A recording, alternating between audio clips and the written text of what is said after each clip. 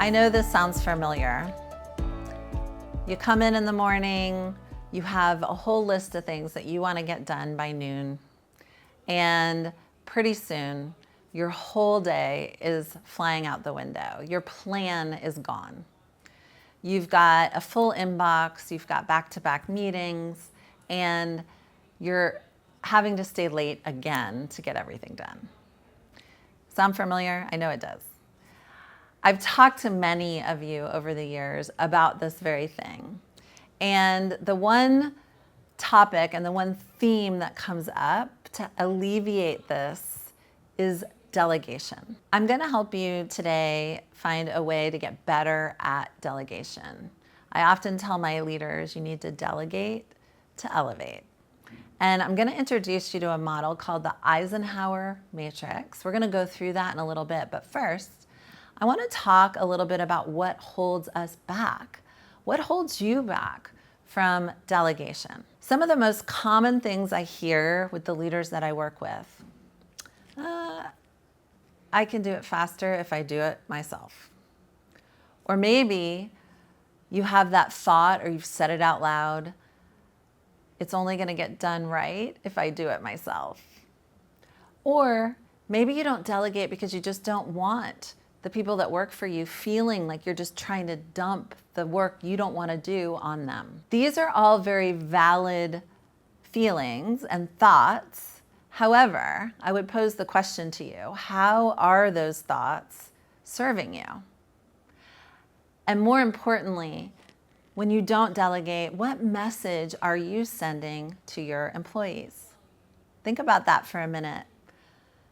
I'm guessing that the message that they hear is you don't trust them. When in fact, delegation actually builds trust, it builds confidence, it sends a message of you've got this, and it helps you step into a place where you're contributing at a different level.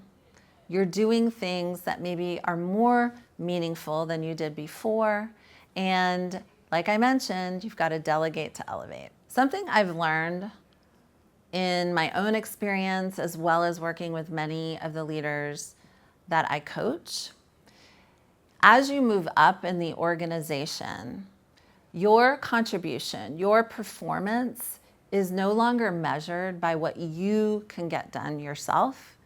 It's actually measured by what you can get done through others.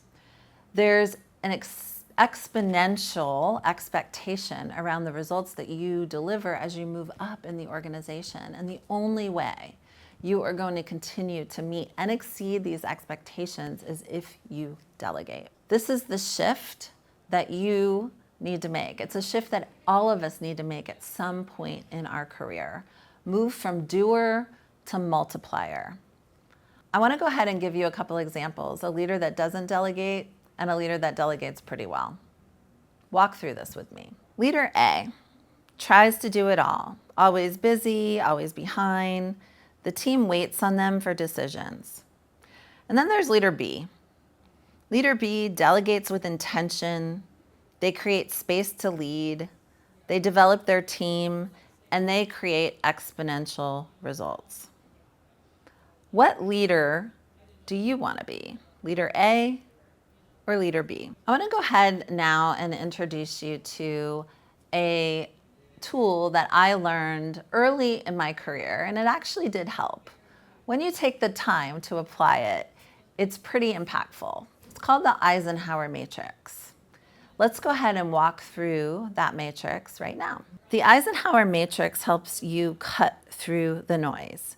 It helps you sort your to-do list in 4 clear categories. You will go ahead and list all the activities and projects that you have to do, including everything that takes up your time at work, regardless of its importance. And you're going to put it into one of these 4 categories. The first category, or the first quadrant, are those things that you are going to do, and you're going to do them now. Within this matrix, these are items that are urgent and important. They need your focus. The next category or quadrant would be the decide quadrant. Those things that are important but not urgent. These might be things that have a longer term impact, like strategy or team development. These are things that you can schedule time to do. The bottom left quadrant or category are those things to delegate. These are items that are not important, but they are urgent. They matter, but it doesn't need to be you. So the question to ask is, who can do it for you? And the last category or quadrant in the lower right is delete. These are things that are not urgent and they're not important. They can be eliminated. It's time to let them go. Bringing it back to delegation, that bottom left quadrant, this is a great time to ask yourself, what are some things that I'm doing that other people could take on? What are some things that are urgent, but maybe not as important for me to do? And how can I structure a way forward that passes those things on to other people that work for me? So in summary, delegation is something that requires practice, it requires intention. It's required for you to elevate, but it can be so impactful, not just for you, but for your team. Delegation is a strategy that helps you grow from doing all the things to doing the right things. The best leaders don't do it all, but they do build the teams that can.